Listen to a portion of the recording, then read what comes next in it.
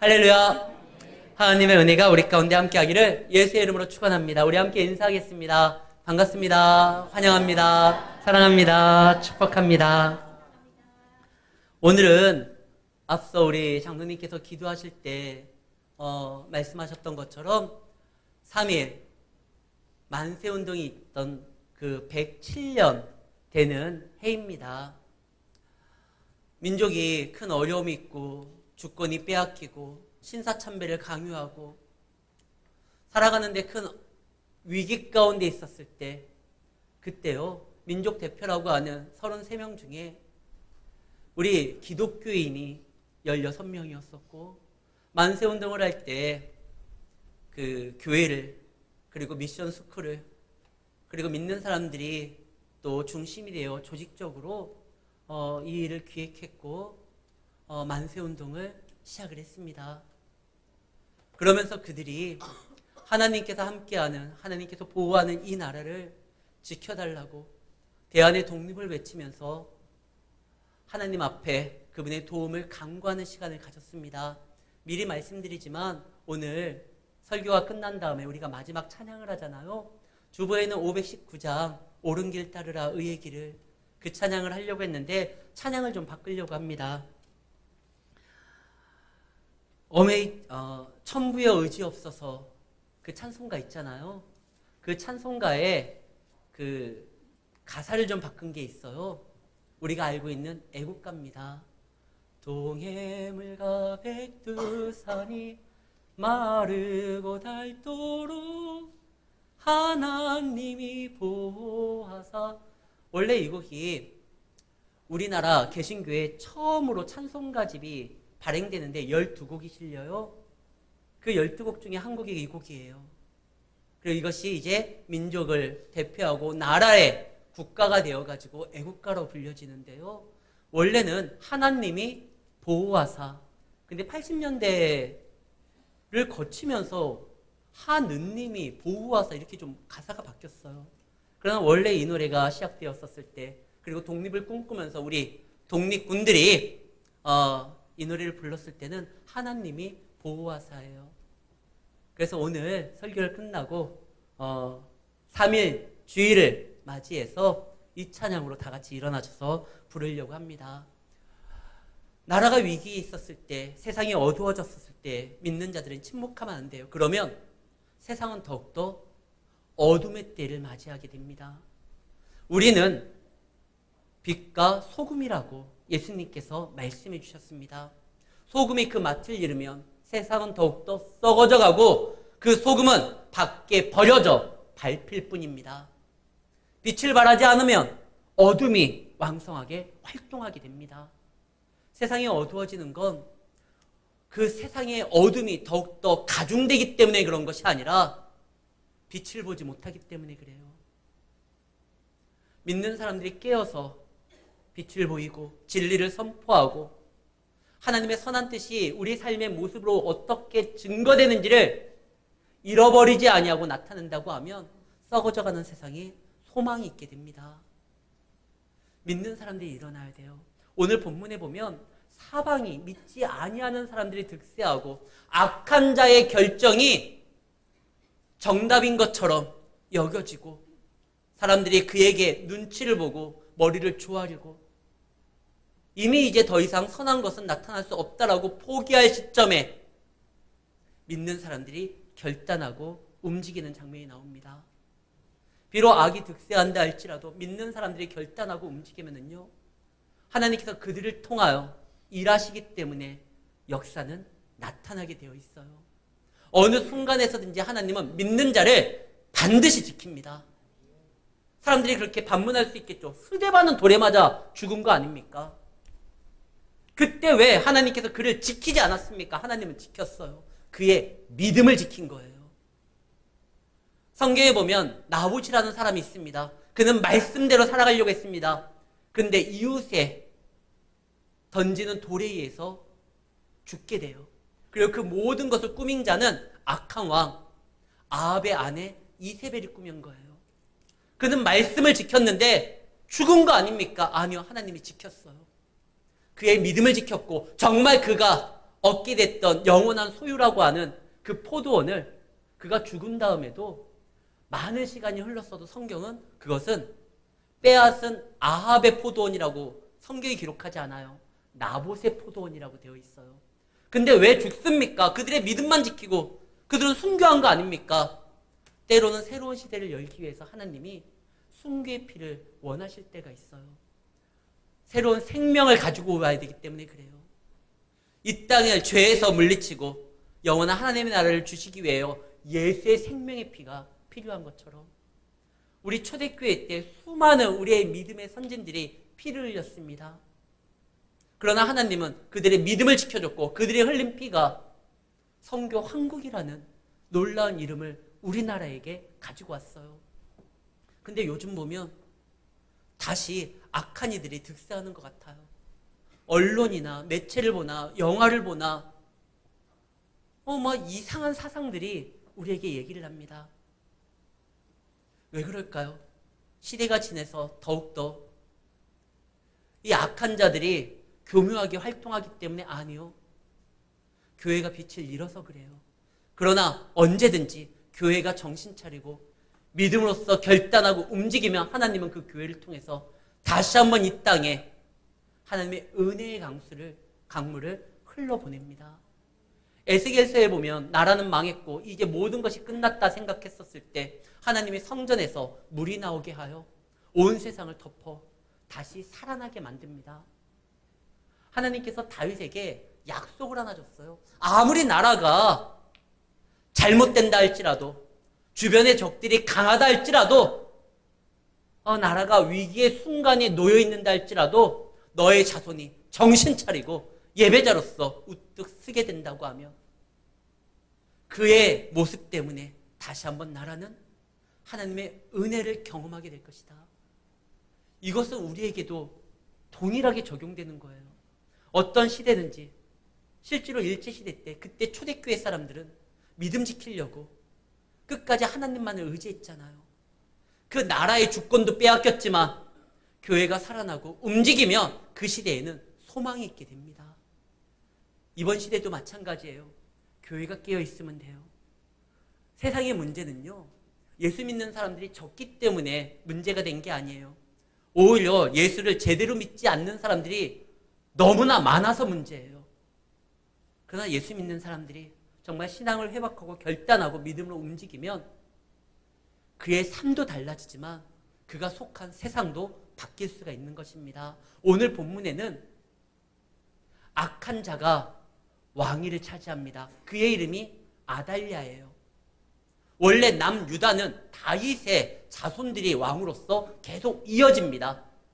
그런데 그 자리를 저 이스라엘의 악한 왕의 딸이 시집을 와서 왕의 아내가 되었고 왕의 엄마가 되었다가 이제 자기 손주들을 죽이고 자기가 왕이 돼요. 이건 말도 안 되는 일이에요. 원래는 시집을 와가지고 이제 왕비가 되었는데 그 아달랴가 했던 건 자기 남편이 다윗의 길을 따르지 아니하고 아합의 길, 자기 친정의 길을 따라가도록 꾀입니다. 그걸 또 넘어가요. 그래서 여호람이 그의 남편이 아합의 길로 가요. 나라가 엉망이 돼요. 그리고 그의 아들이 왕이 됩니다. 그의 이름이 아하시아예요. 또 엄마가 자꾸 아합의 길로 이끌도록 그를 교육합니다. 그 아들도 그래요. 근데 그 아들이 죽어요. 그러면 왕위 계승순이 그 다음 아들이 왕이 되면 되는 건데 이 아달랴가 자기 아들의 아들이 왕이 되는 거 아니라 자기가 왕이 되려고 해요. 권력에 대한 참 어찌 보면 순수한 탐욕의 열정으로 자기 손주들을 다 죽여요. 그리고 자기가 스스로 왕이 됩니다.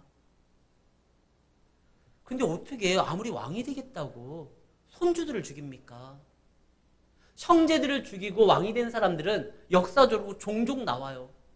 자기가 왕이 되려고 조카를 죽인 우리 조선에 7번째 왕도 있었잖아요. 수양대군. 근데 손주들은 잘 안 죽이잖아요. 어떻게 손주들을 죽여요? 근데 이 아달랴가 손주들도 다 죽여요. 그리고 다윗의 씨를 말려버리고 자기가 왕이 되려고 합니다. 이거는 영적 전쟁으로밖에 해석이 안 돼요. 악한 자들은 믿는 사람들을 이 땅에서 몰아내기 위해서 자신들이 할 수 있는 모든 것을 다 동원해요. 실제로 페르시아의 2인자였었던 하만이라는 사람이 있습니다. 근데 어느 날 자기에게 인사하지 아니하는 모르드게라는 사람이 눈에 자꾸 밟혀요. 저 녀석 나를 인정하지 않아? 괘씸한데 죽여야 되겠다. 그럼 죽이는 거잖아요. 근데 한 명만 죽이면 성이 안 차요. 무슨 민족이지? 유대민족. 아예 유대 사람들을 한날 한시에 다 죽일 계획을 짜요. 이게 말이 돼요? 영적 전쟁이기 때문에 그래요. 세상은 믿는 사람들이 활동하는 걸 원하지를 않아요. 믿는 사람들이 활동하는 만큼 그 영역은 하나님의 영역이 되어 있기 때문에 자기들께 사라지기 때문에 그래요. 예수님이 태어났었을 때 그때 헤롯 왕이 어떻게 합니까? 2세 미만의 모든 아이들을 다 죽여요. 그 아이들이 누군데? 자기가 왕으로서 있는 나라의 백성들의 자녀예요. 근데도 다 죽여요. 영적 전쟁이기 때문에 그래요. 이스라엘 백성들이 이제 정신을 차립니다. 원래는요, 이스라엘 백성들이 하나님만을 섬기고 하나님만을 따르겠다라고 여호수아 시대 때 백성들이 약속을 해요. 우리는 하나님만 섬길 것입니다. 그러나 여호수아가 죽고 그 다음부터가 사사들 시대인데, 사사들 시대 때 보면 늘 이스라엘 백성들이 신앙이 좋았다가 조금 괜찮다 하면 또 자기 눈에 좋은 대로 왕과 함께 그분의 지시를 따르는 것이 아니라, 여기서 왕은 하나님입니다. 하나님을 따르지 아니하고 자기 마음대로 움직이다가 또 나라가 막 엉망이 돼요. 그때 사무엘이라는 이스라엘의 마지막 사사가 사무엘입니다. 야, 이제 이런 고리를 끊어버리자. 우리 제대로 하나님 믿자. 사사시대의 그 혼란할 때를 이제 다시 끊고, 이제 그 옛날 우리의 믿음이 강했었던 우리 믿음의 선조들의 신앙에 따라 우리도 살아가자. 다 모여라. 미스바라는 곳에 모여가지고 회개 운동을 합니다. 금식하면서. 근데 그 회개 운동하는 것을 블레셋 군들이 싫어해요. 죽이려고 해요. 이스라엘이 하나님 앞에 회개하는 거예요. 기도하는 거예요. 신앙이 회복되려고 하는 거예요. 블레셋에게 아무런 위협이 되는 게 아니에요.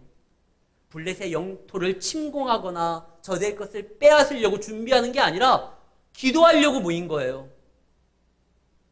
근데 기도하는 꼴을 못 봐요. 세상은. 그래서 블레셋이 그 이스라엘을 공격을 합니다. 언제나 그래요. 다니엘 시대 때 다니엘과 세 친구들은 기도하는 사람들이었습니다. 그들이 뭐 했던 사람들이에요? 그 나라, 그 제국에 중요한 위치를 차지하면서 정책을 피고 왕을 돕고, 그리고 예루살렘 성전을 향하여 창문을 열고 기도하면서 이스라엘의 다시 한 번의 부흥을 꿈꾸고, 그리고 자기가 속해 있는 이 나라도 안정되게 해달라고 기도해요. 다니엘과 세 친구들은 페르시아에 위협된 행동들을 하지 않았어요. 오히려 기도했어요. 그런데 그 기도한 것 때문에 세상은 오히려 다니엘과 세 친구들을 죽이려고 하죠. 이상해요. 교회가 활동하고 움직이는 건 우리나라에 굉장히 좋은 일이에요. 아니, 세상에 좋은 일이에요. 교회가 한국교회 학교를 세웠고 병원을 세웠고 복지관을 교회를 통해서 세운 거예요. 왜 광주가 전라남도의 중심이 됩니까? 원래는 광주가 아니잖아요. 어디죠? 나주잖아요. 그래서 전라도잖아요.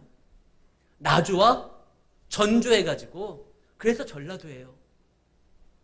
근데 나주에 선교사님들이 활동을 하려고 하니까 나주의 유생들이 절대 반대했죠. 어디 코쟁이들이 와가지고 이 유서 깊은 곳에 뭐 이상한 사상을 퍼뜨리려고 하느냐. 그래서 나주에서 선교사님들이 활동하려고 한 거, 그걸 막아가지고 선교사님들이 어디로 오게 됩니까? 그게 광주 양림동이에요.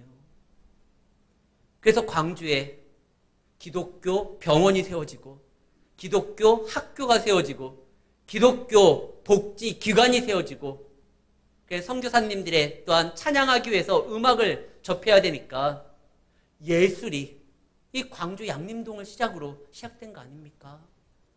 이 시대에 선하고 좋은 것은 하나님께서 교회를 통해서 줘요. 왜? 이 복이 흘러가는 곳이 거기니까요. 근데 세상이 자꾸 막아요. 이럴 때 우리가 해야 될 건 우리의 신앙을 감추거나 그들의 활동에 대해서 침묵하는 게 아니에요. 그 침묵한 결과 이스라엘은요 15년간 악한 자의 지배 가운데 놓이게 됩니다. 이 여호사밧이라는 좋은 왕이 며느리 하나 잘못 들였는데 그 며느리가 아달랴, 자기 남편을 꾀이고 아들을 잘못된 길로 가고 손주들을 다 죽여서 장작 15년간 이스라엘을 영적으로 엉망으로 만들게 해놔요. 자기 남편이 8년 동안 왕을 해요. 아들이 1년 왕이에요. 그리고 자기가 스스로 왕이 된 게 6년이에요. 8, 1, 6 플러스하면 15년이잖아요. 그때 이 15년 동안 교회가 없었냐? 믿음이 없었냐? 말씀이 없었냐? 있었어요. 여전히 제사장도 있고 성전도 있고 하나님의 약속도 있었어요. 근데 그들은 악한 자가 득세하고 활동하는데 침묵을 했어요. 그러니까 문제가 된 거예요. 우리 선조들은 이것에 대해서 침묵할 수 없기 때문에 3.1 만세운동을 조직했고 그리고 그들이 노래를 만들어 모든 국민들이 이 곡을 부르도록 만듭니다. 하나님이 보호하사 우리나라 만세, 대한 사람 대한으로 길이 보존하세. 그러면서 비전을 꿈꾸고 교회가 그걸 가르쳤어요. 이 시대도 우리가 그것을 말해야 됩니다. 세상이 점점 악해져요. 어려워져요.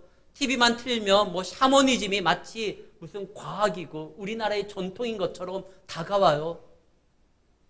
뭘 해야 돼요? 믿는 사람들이 그 자리에서 이것이 옳지 않음을 선포해야 되고 그것이 아니라 하나님의 진리 가운데 살아가는 모습이 얼마나 아름다운지를 보여야 되는 거잖아요. 지금 아달랴가 자기 손주들을 다 죽일 때 한 여인이 그 다윗의 불씨를 꺼트리지 않기 위해서 한 아이를 숨깁니다. 그 아이의 이름이 이게 이후에 나올 요시아예요. 이 아이를 숨겨요. 그리고 이 아이를 자기 남편이 여호야다가 제사장인데 그 성전에서 이 아이를 키우게 만듭니다. 다윗의 씨앗이 다 죽을 줄 알았는데 한 아이가 살았던 거예요. 아달랴는 몰랐어요. 성전에 이 아이가 자라고 있는지. 왜? 성전을 가본 적이 없으니까. 그래서 이 아이가 성전에서 자라납니다. 그리고 6년의 시간이 지나서 이 아이가 7세 되었을 때 그때 여호야다가 결단을 합니다. 이제 더 이상 침묵할 수 없다. 이 하나님이 세우신 이 거룩한 나라가 다윗의 나라가 무너지는 꼴을 못 보겠다. 그가 결단합니다. 사실 결단하는 게 쉽지가 않아요. 그렇잖아요. 15년간 하나님을 믿는 사람들은 제대로 목소리도 못 냈고 혹 누군가 이야기를 하면 바로 즉각 처형이었어요. 하나님의 도움이 실질적으로 우리 삶에 영향을 미치는 것 같지 않아요. 근데 그가 결단하는 거 보통 어려운 게 아니에요. 근데 그가 용기를 내기 시작합니다. 오늘 1절 말씀, 여호야다가 용기를 내어서 이제 그가 일어서려고 하니 하나님께서 용기를 낼 때 그와 함께 할 수 있는 사람도 붙여줘요. 그가 용기를 내니 여로함의 아들 아사랴, 여호하난의 아들 이스마엘, 오벳의 아들 아사랴와 아나야의 아들 마하세야와 시그리의 아들 엘리사밧 등이 나오게 됩니다. 우리가 침묵해서 그렇지 일어서면은요 하나님이 준비하시고 예비한 자들을 만나게 하는 거예요. 엘리야가 너무 속이 상하는 거예요. 자기는 하나님의 말씀을 증거하기 위해서 뭐 고군분투하고 있는데 특심을 내고 있는데 세상은 안 달라져요. 그리고 자기만 힘들어지는 것 같아요. 그래서 엘리야가 로뎀나무 아래에서 난 이제 죽었겠습니다. 사는 것보다 죽는 게 낫습니다. 나만 열심입니다. 이게 무슨 소용입니까? 그때 하나님이 엘리야에게 알려줬던 게 뭡니까? 바알에게 무릎을 꿇지 않은 자가 아직 7,000명 있다. 너만 그런 게 아니다. 믿음의 싸움을 싸우고 있는 자들이 있다. 일어나라. 거기에서 투정 부리지 말고 다시 하나님이 엘리야에게 사명을 주죠. 네 다음에 말씀을 증거할 엘리사를 세우고, 그리고 하나님의 나라를 이루기 위하여 또 역사하는 거에 대해서 쭉 설명을 해줘요. 사랑하는 성도 여러분, 우리만이 아니라 하나님이 우리가 결단하고 일어서면 우리와 함께 믿음의 사역을 감당할 수 있는 사람도 붙여줘요. 우리가 침묵하고 지레 겁먹고 가만히 있으니까 그렇지, 일어서면 달라집니다. 여호야다가 이제 일어서기로 결심을 해요. 근데 왜 6년이 걸렸냐냐? 사람인지라 아직 약해서 이 결단하기까지 6년의 시간이 필요했어요. 그는 믿음이 연약한 자였습니다. 그 왕이 잘못된 정책을 피고 나아갈 때 거기에 동조하거나 거기에 함께하지는 않았어도 거기에 침묵할 정도로 좀 두려움이 있었던 사람이에요. 그러나 그가 이 결단을 내기까지 6년의 시간이 필요했는데 이 6년의 시간이 헛되지 아니하도록 하나님은 그 6년에 그의 믿음을 세워줄 뿐만 아니라 그와 함께할 자들을 준비하고 계셨어요. 그리고 그가 이제 일어섭니다. 그리고 사방 유다 사람들을, 믿음 있는 사람들을 불러 모으기 시작하고 레위인들이 그 중심에서 일하게 만듭니다. 왜 레위인이냐? 영적인 책임을 가지고 있는 자들이에요. 우리는 이 시대에 왕 같은 제사장이라고 했습니다. 하나님을 섬기고 따를 수 있는 영적 책임이 있는 레위 사람들이에요. 우리가 일어나야지만 세상이 달라지고 내 자녀가, 내 사랑하는 가족들이 살아갈 이 나라가 다시 한번 하나님의 은혜 가운데 악한 영이 활동하는 그러한 지배가 아니라 진리의 영이 역사하는 그런 나라로 만들 수가 있는 것입니다. 3.1 운동에 참여했었던 주기철 목사님이라는 분이 계셔요. 김익두라는 평안도 깡패셨던 분이 회심하고 목사가 돼서 유명한 부흥사가 되는데, 그분의 부흥 집회에 참여해서 하나님의 부르심을 알고 평양신학교에 나아갔었던 주기철 목사님이 계셔요. 그분의 설교 중에 가장 유명한 것이 일사각오입니다. 한 번 죽는 거 두려워하지 말자. 주를 위하여 살아가는 것이 성도의 자세다. 그래서 그가요, 1935년 자기의 모교인 평양신학교에서 12월 9일 학생 채플 부흥회 때 이걸 가지고 설교를 했어요. 로마 시대 때 초대교인들은 믿음 지켰다. 그것을 설명하면서 일사각오. 주를 위하여 살아가는데 일사각오. 부활의 진리를 증거하는데 일사각오. 이걸 놓고 살아가자. 히브리서 9장 27절 말씀. 그 주기철 목사님이 일사각오에 대해서 이야기하면서 이 본문을 바탕으로 설명을 합니다. 한 번 죽는 거 사람에게 정해진 거예요. 이후에는 심판이 있는데 예수 믿는 사람들은 심판이 아니라 영광이 있다.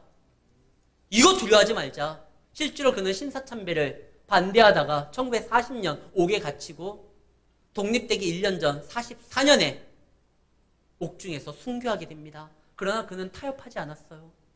내가 믿음을 지키고 내가 순교함으로 이 피가 새로운 시대를 열 것이라는 각오를 한 거예요. 아무것도 하지 않으면 아무 일도 일어나지 않습니다. 그러나 우리가 믿음으로 결단하고 움직이면 세상은 달라지는 거예요. 우리에게도 이 일사각오의 믿음이 필요합니다. 죽음을 한 번 죽는 거 두려워하지 말고 정말 굳은 자세로 신앙으로 나아가는 거. 우리 딸아이가 이제 운전을 하게 되었어요.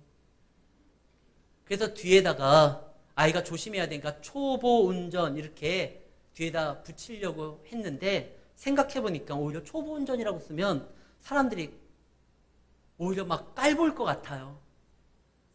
그래서 어제 제가 그랬어요. 여보, 초보 운전이라고 쓰지 말고 일사각오 이렇게 쓰자. 그러면 다른 사람들이 깔보는 게 아니라 두려워할 것 같아요. 야, 저 녀석은 죽음을 두려워하지 않고 자기가 가고자 하는 길에 나아가겠구나. 운전할 때 그거 붙여도요, 바라보는 시선이 달라져요. 우리가 믿음으로 정말 하나님 앞에 생명의 주관자이신 그분 앞에 나아가면 그러다 죽으면 어떡합니까? 우리의 믿음만 지켜주고 내 생명이 떠나면 어떡해야 됩니까? 걱정하지 말라니까요. 그것을 감당할 사람에게만 허락해요. 새 시대를 열고 새로운 세상을 바꾸기 위하여 순교의 피는요, 그걸 감당할 사람, 스데반 정도 돼야지만, 예수님 정도 돼야지만 하지. 여기 혹시 내 믿음이 그 정도 된다 하시는 분 있으세요? 그런 분들은 또 두려워하지도 않아요. 근데 아직 내 시대는 그 정도 아니다. 그럼 걱정하지 마시고 그냥 믿음으로 나아가면 하나님이 여러분들의 생명뿐만 아니라 여러분의 삶도 지켜줍니다. 어찌됐든 지금 여호야다가 일어서기 시작해요. 비록 시대는 어두워졌고 무너진 것 같았지만 여전히 그런 가운데서도 자신의 순서를 따라 그 예배의 진행을 위하여 움직였던 레위인들이 있었어요. 여호야다 혼자만이 아니라 그가 일어나니까 그 믿음으로 인하여 비록 앞에 나서지는 못하지만 연약한 가운데서도 자기의 자리를 지키는 레위인들이 있었어요. 그들이 있으면 세상이 아무리 험악해진다 할지라도 하나님의 나라는 활동하고 일합니다. 이제 이 여호야다가 결단을 해요. 그리고 모든 백성을 불러요. 그러면서 이 얘기를 합니다. 6절 말씀입니다. 마지막에 보면 모든 백성은 여호와께 지켜야 할 바를 지킬지며. 이제 더 이상 왕의 눈치 보지 말자. 저 악한 왕도 아니잖아요. 아달랴는. 그럼 못된 사람이에요. 그 아달랴의 어떠한 거에 우리가 눈치 보지 말자. 성공하려면, 출세하려면 세상에 순응해야 됩니다. 오히려 믿음은 우리가 출세하고 성공하는데 일도 도움이 될 것 같지 않아요. 세상이 그렇게 말을 해요. 근데요, 그건 속는 거예요. 세상의 주인이 하나님이잖아요. 그분의 뜻대로 움직일 때 세상의 주인이 우리를 책임져 주는 건 당연한 거 아닙니까? 그동안 속았고 믿음이 약해서 침묵했지만 여호야다가 결단하니 그동안 믿음을 지키며 자기의 자리를 지켰던 레위인들이 있었고 자기와 함께 언약을 맺었던 사람들이 나오는 거예요. 그들과 함께 합니다. 우리가 힘들고 어려울 때 나의 믿음을 지키고 나와 함께한 그 약속이 있는 여호와 앞에 쓰는 거, 그게 참 지혜로운 거예요. 야곱이 굉장히 힘들어요. 사방에 막 적들이 많아요. 자기를 죽이려고 그래요. 그때 야곱의 결단이 뭡니까?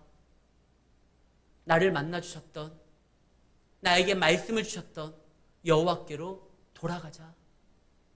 그가 나를 지킬 것이다. 그래서 베델로 가자라는 말이 나와요. 호세아서 6장 1절에서 3절에 보면 이스라엘 백성이 큰 잘못을 했어요. 그러나 그가 뭐라고 하냐? 여호와께 돌아가자. 말씀을 읽습니다. 제가 오라 우리가 여호와께로 돌아가자. 여호와께서 우리를 찢으셨으나 도로 낫게 하실 것이요 우리를 치셨으나 싸매 주실 것임이니라. 여호와께서 이틀 후에 우리를 살리시며 셋째 날에 우리를 일으키시리니 우리가 그의 앞에 살리라. 그러므로 우리가 여호와를 알자. 심써 여호와를 알자. 그의 나타나시면 새벽빛같이 제가 요즘에 눈이 침침해서 어김없나니 비와 같이 땅을 적시는 늦은 비와 같이 우리에게 임하시리라 하니라. 우리가 잘못해서 여호와께서 우리를 치셨다 할지라도 섭섭하여 그를 떠나는 것이 아니라 그 앞에 돌아가자. 주님이 우리를 치시는 이유는 뭡니까? 우리를 망하게 하기 위함이 아니라 우리를 세우기 위함이에요. 당신 앞에 세우고 다시 하나님의 자녀로서 만들기 위함이에요. 탕자는요 다 털어먹었지만 여호와 앞에 자기 아버지 앞에 다시 쓰니까 어떻게 됩니까? 그의 모든 것이 다시 채워지잖아요. 그분이 정말 우리를 사랑하셔서 우리가 잘못된 길을 방관하지 아니하시고 우리를 쳤다면 그분 앞에 답이 있는 거예요. 여호와께 돌아가자. 다윗이 얼마나 믿음이 좋아요. 다윗은요 하나님을 느끼지 못하는 장소에서도 하나님을 느꼈던 사람이에요. 전쟁에서도 전쟁에 하나님께 속했다라는 거, 그 이름을 불고 나갔던 게 다윗이에요. 사울 왕이 자기를 죽일 때 막 동굴에 숨고 쫓겨다니면서 그때도 여호와는 나의 산성이요 나의 방패시요 나를 지키시는 자요. 도망 다닐 때도 여호와를 느꼈던 사람이에요. 곰과 사자의 발톱에서도 하나님이 나를 지키신다라는 걸 경험했던 사람이에요. 근데 그가 왕이 돼서 편안하니까 하나님을 잊고 그 평안함에 취해서 하나님의 자녀로서의 활동을 하지 않습니다. 그때 그 나라가 큰 위기를 한번 경험하게 돼요. 그때 다윗이 뭐 합니까? 여호와께 돌아가자. 여호와의 약속이 있는 곳으로 가자. 그래서 그가 찾은 곳이 아리우나 타작마당에서 예배를 드리는 거예요. 이 아리우나 타작마당이 어디냐? 예전에 아브라함이 이삭을 바치려고 했던 그 모리아산이 아리우나 타작마당, 다른 말로 오르난의 타작마당이 바로 그 장소예요. 아브라함이 이삭을 바치려고 했을 때 그때 알게 된 하나님의 이름이 여호와 이레. 여호와 이레의 뜻은 하나님이 준비한다. 근데 더 정확한 뜻은 우리를 구원하시기 위하여 당신의 산에서 나타난다는 거예요. 큰 위기 가운데 있었던 그 다윗이 그 모리아산, 아리우나 타작마당 거기에서 예배를 드리고, 그리고 그 장소가 솔로몬이 성전을 세웁니다. 그리고 거기에 예수님이 하나님의 어린 양으로 여호와 이레로 우리를 구원하시기 위하여 하나님이 나타나시죠. 예루살렘 성전에 들어오시고 그 골고다의 십자가에 박히시잖아요. 그게 그 장소예요. 우리가 어려울 때 여호와를 기억하고 주께 나아가는 그 장소 나아가야 됩니다. 그러면 그분이 우리를 만나주셔요. 그때 놀라운 일이 벌어져요. 과연 우리가 결단하고 움직인다고 세상이 달라질까? 15년간 저 악한 자가 우리나라를 엉망으로 만들고 수많은 사람들이 그와 함께하고 있는데 우리가 결단한다고, 이 5명이 나를 도와준다고, 이 레위인들은 비록 다윗이 준비한 칼과 방패를 지금 들고 있거든요. 전투 경험이 없잖아요. 그리고 다윗이 왜 이 창과 방패를 성전에 놨느냐? 누구 죽이라고 놓은 게 아니라 지키라고 놓은 거였거든요. 이거 들고 있는다고 해서 저 아달랴의 군대를 우리가 이길 수 있냐? 근데요, 우리가 믿음으로 결단하고 움직이면 적들은 허무할 정도로 무너지는 걸 보게 돼요. 이사야서 41장입니다. 10절에서 13절 말씀입니다. 두려워하지 말라. 내가 너와 함께 하리라. 놀라지 말라. 나는 내 하나님이 됨이라. 내가 너를 굳세게 하리라. 참으로 너를 도와주리라. 참으로 나의 의로운 오른손으로 너를 붙들리라. 보라, 내가 네게 노하던 자들이 수치와 욕을 당할 것이며 너와 다투는 자들이 아무것도 아닌 것 같이 될 것이며 멸망할 것이라. 네가 찾아도 너와 싸우던 자들을 만나지 못할 것이요 너를 치는 자들은 아무것도 아닌 것 같이, 허무한 것 같이 되리니 이는 나 여호와 너의 하나님이 내 오른손을 붙들고 내게 이르기를 두려워하지 말라. 내가 너를 도우리라 할 것임이니라. 이들이 일어서니까요, 이 15년간 영원히 끝나지 않을 것 같은 저 악한 자의 삶이 우리를 지배하고 우리는 이제 더 이상 소망이 없다라고 생각했는데 그들이 결단하고 일어나니까 너무 허무하게 무너져 버리는 거예요. 실제로 이스라엘 백성들이 이제 일어섭니다. 하나님 앞에 결단합니다. 이거 목숨 건 거예요. 진짜 일사각오예요. 왜? 어린 양을 지금 왕으로 추대하고 그가 다윗의 씨기 때문에 우리가 그를 통하여 역사하시는 하나님의 은혜를 바라보겠다라고 이 다짐하는 순간 잘못 걸리면 삼족이 멸하게 되는 거예요.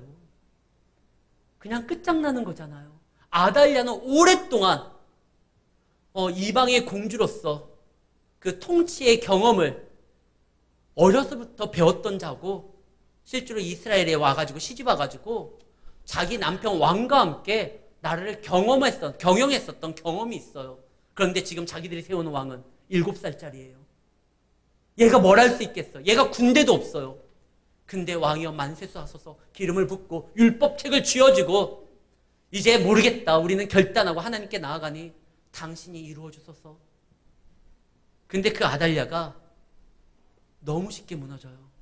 오늘 우리가 읽었었던 11절 다음에 12절서부터 15절에 보면 그냥 무너져요.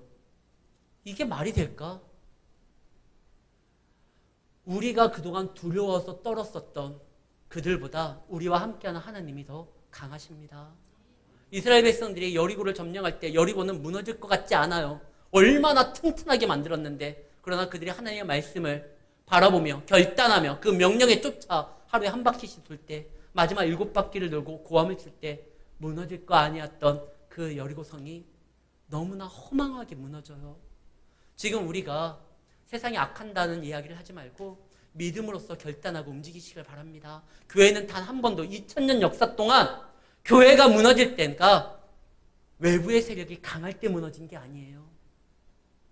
로마 시대 때 교회를 핍박하고 교회에 예수 믿는 사람들을 사자밥에 던졌을 때 그때 교회가 무너지지 않았어요. 오히려 교회를 공격했던 자들이 두려움에 떨었고 세상이 뒤집어졌죠.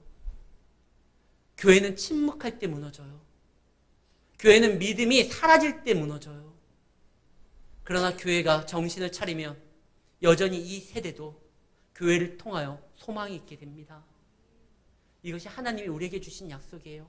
다윗의 씨가, 다윗의 자손이 믿음으로 예배로 한번 일어나기만 하면 내가 그를 통하여 이 땅에 복을 줄 것이다. 이 하나님의 약속이 여러분들의 결단을 통하여 여러분들의 삶 가운데 이루어지기를 바랍니다. 여러분들의 결단을 통하여 우리 교회에 이 나라 이 민족에 정말 성교 한국이라는 그 이름을 다시 되찾아오기를 소망합니다. 하나님이 보호하는 나라, 하나님이 함께하는 나라, 하나님을 믿고 섬기는 믿음의 자녀들이 결단하여 다시 한번 하나님의 위대함을 선포하는 그 나라가 되는 것을 꿈꾸며 이번 한 달도 믿음으로 승리하는 우리 성도님들이 되시기를 예수의 이름으로 축원합니다.